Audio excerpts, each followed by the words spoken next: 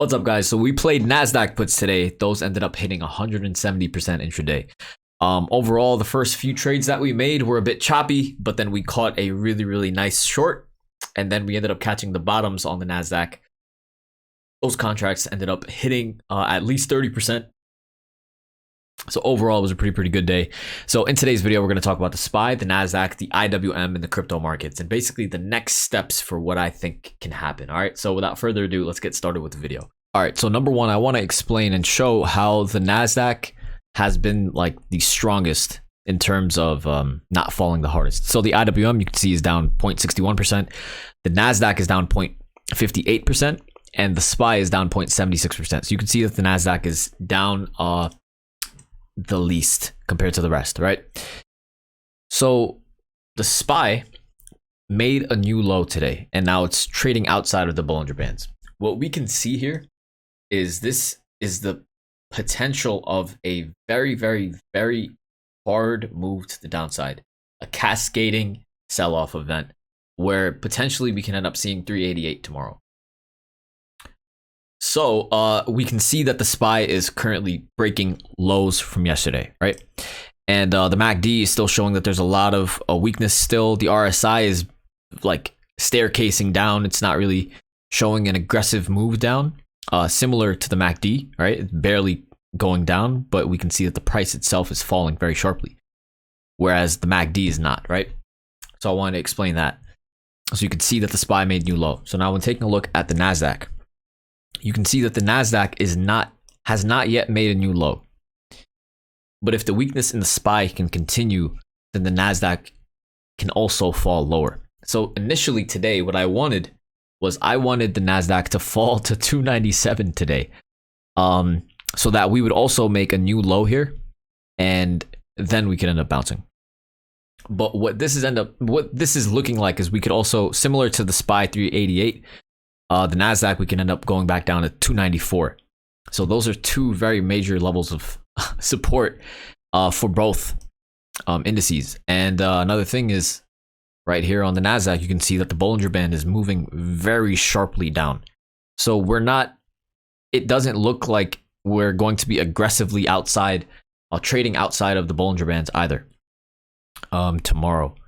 So ideally, that's why I wanted a break of this low as well, because then a bounce would have a higher likelihood. We would have fallen very sharply, made a new low to 297 potentially, then bounced. But so far very bearish. And at the close, we ended up getting some calls for a bounce basically. So we're gonna see if that can work out tomorrow. And I think it's a very high risk reward trade, and regardless if it doesn't work out, the upside potential is close to at least 300 to 400%. So I think it's still worth it's very worth it. So it's going to be very interesting tomorrow. I'm actually very excited for tomorrow and Friday, because the odds are telling us that we should be bouncing, and the only times we didn't bounce by Thursday or Friday was May of 2006. So at the moment, we're on the side of history and on the side of statistics. If this doesn't work out, then this is actually just a statistical improbability, and it is what it is. So we can see that the NASDAQ hasn't made a new low yet, but the IWM did also make a new low, and similar technicals and everything. But we can see that the SPY is much lower than both, right?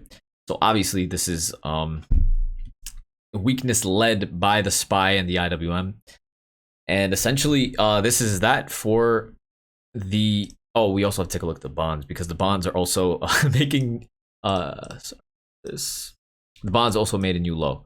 So the 30-year bonds making a new low like this also caused some panic. I'm also going to show you another chart after this, but basically you can see that there's a lot more room to the downside. We're very far away from the lower level of the Bollinger Band, but this is good. This is basically what I wanted to see on the NASDAQ, but the bonds are showing this weakness.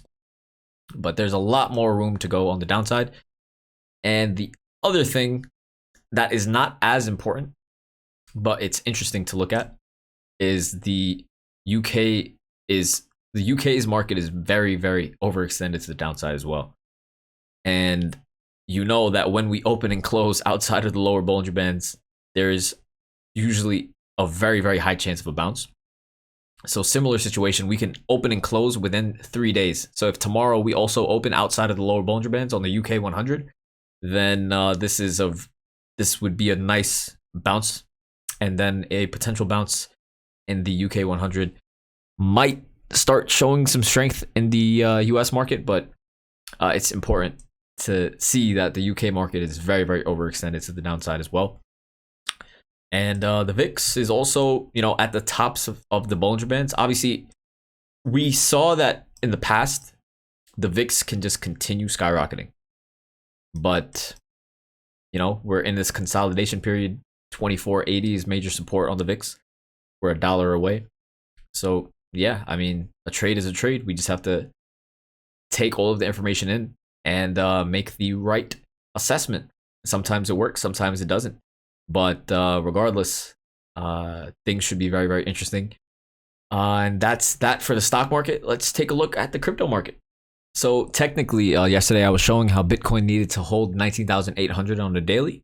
And we held 19,800 on the daily. And we ended up, crossing above this trend line again. We wicked above. And now we're still holding this 19,800 level and continuing to knock at this level of resistance. But yeah, I mean, all of this is really going to depend on the stock market now at this point, in my opinion. So it's clearly failing here. This is a solid, you can take this trade either way, but the odds are in the favor of the bears for Bitcoin specifically.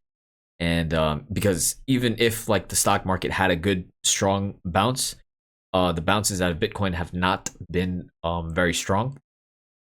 So that amplifies the potential reward for being bearish on Bitcoin. So yeah, there's that for the entire analysis. I hope you guys enjoyed today's video. Make sure to like, comment, subscribe, do all that good stuff. And I will see you guys tomorrow. Thank you.